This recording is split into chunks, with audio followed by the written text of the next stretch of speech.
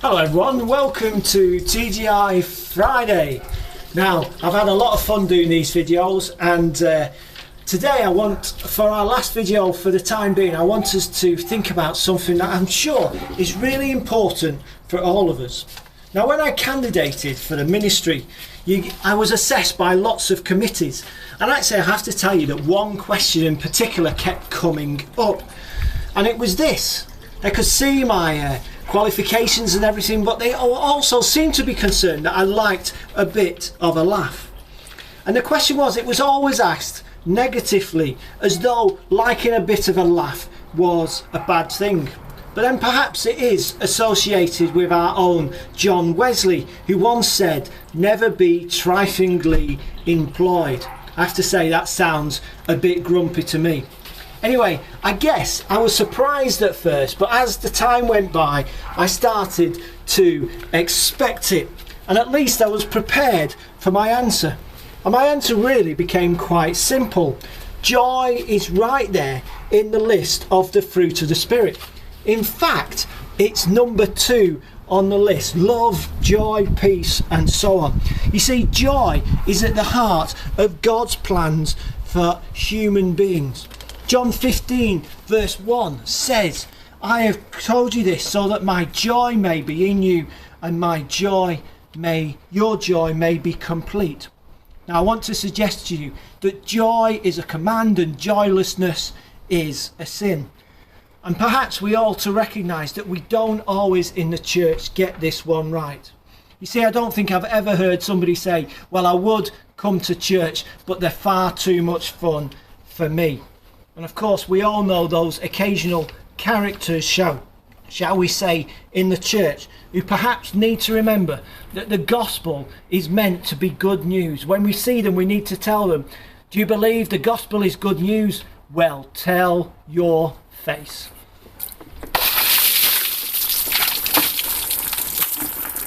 Now, like all fruit of the Spirit, Christians need to work at this. And of course, this is something we've talked about before during our TGiFs. This is where the means of grace come in. What can we do today to help grow joy within our lives? Well, I'm going to share 5 key ideas with you. The first is, do we need to begin now? The psalmist says, "This is the day that the Lord has made. Let us rejoice and be glad in it." Now, this is recognising that we can't wait until life circumstances are better before we try and develop joy in our lives. It's about, let's not wait till everything's sorted. Let's do it right here, right now. Life is to be enjoyed today. Right, well, I'm not going to walk around any more corners because that's turned out badly, so I'm just going to stand here where I can see what's happening. Anyway, stage 2 is strategic celebration. What does that mean? What's a strategic celebration? Well, it means have some parties. Now, I know this is hard right now, and it's perhaps something that we've really struggled with during the pandemic, how we can gather together with friends. But just remember, Jesus was constantly going to parties, so much so that sometimes he was accused of keeping the wrong company, of being a glutton and a drunkard. But why did Jesus go to so many parties? Because they are fun. They're occasions for joy. One of the most common commands in the Bible is have a party. So, number 3 is we need to find a joy mentor. Now, I guess we all know a person or two that when we spend time with them, they just suck the joy out of our lives. They can be a bit of a grump and it tends to bring us down. But then we all have people in our lives who are the opposite of that, who when we spend time with them, our spirits are lifted. We just find ourselves feeling better. Well, let's spend time with those joy mentors, those people who bring joy out of us. They make us laugh, and that's just a good thing. We feel lifted. So let's spend time with them. And of course, at this time, it's not easy necessarily to do in person, but let's have a Zoom-tastic time.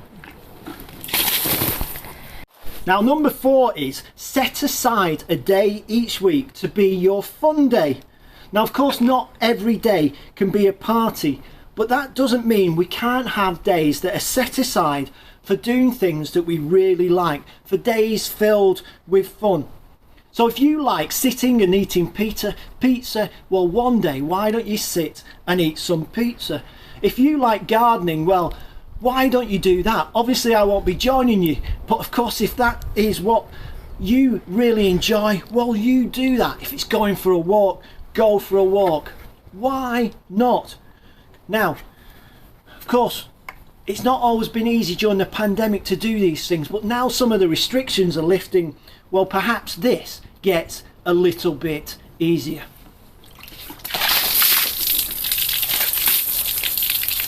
And then finally, number 5 is we need to view life from a biblical perspective. Now, of course, life is not always easy. We've spoken before about Philippians 4 verse 4, rejoice in the Lord always.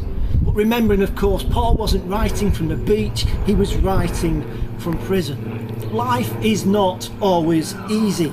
Jesus was a man of sorrows, he was acquainted with grief. Life at times will be hard, incredibly hard. But you see, we can choose how we see things. Think about 2 young children on a beach running towards the sea. A big wave arrives just as they reach the sea line. One jumps in shouting, the wave, all excited. Whereas the other one runs back to mum and dad in tears shouting, the wave, the wave. It's about viewing the same thing from a different perspective. Now, to view life with a deep sense of contentment means about living with that biblical perspective. It's about recognizing that in our lives, well, God transcends our circumstances. That's how we live life from a biblical perspective. And it's where we live knowing that nothing, absolutely nothing in life is bigger than the ultimate hope we have in Jesus. Amen.